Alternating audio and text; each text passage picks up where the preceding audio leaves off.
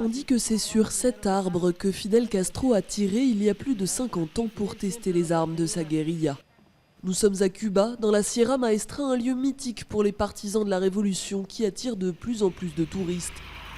C'est dans ces montagnes du sud-est de l'île que l'ancien dirigeant cubain et ses hommes ont préparé le renversement de la dictature de Batista. Cet endroit est un sommet des événements guerriers de la révolution cubaine. Fin 1956, 82 guérilleros s'embarquent sur un bateau depuis le Mexique pour tenter de renverser le régime.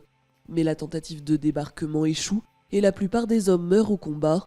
Une douzaine d'entre eux, dont Fidel Castro, réussit à se réfugier dans la Sierra Maestra où ils installent leur commandement. Ils en ressortiront 2 ans plus tard pour marcher vers la Havane et s'emparer du pouvoir en janvier 59. Ils ont tout donné pour que ce pays aille de l'avant et nous leur en sommes reconnaissants. Nous serons toujours reconnaissants de la révolution. Aujourd'hui, le massif est devenu un haut lieu du tourisme de l'île. Plusieurs milliers de visiteurs s'y rendent chaque année, des touristes étrangers pour la plupart attirés par l'histoire de la lutte armée. Les jeunes cubains du Parti communiste y viennent aussi régulièrement pour ce qui s'apparente à un pèlerinage politique. À cette époque, ils ont été obligés de se battre. Ce que nous devons faire aujourd'hui, c'est combattre réellement le mal qui a été fait.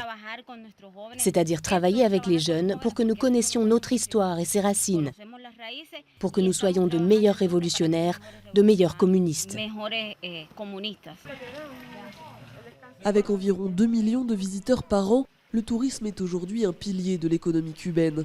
Au-delà des plages et du soleil, les excursions historiques liées à la Révolution sont de plus en plus plébiscitées, un intérêt largement encouragé par le gouvernement cubain.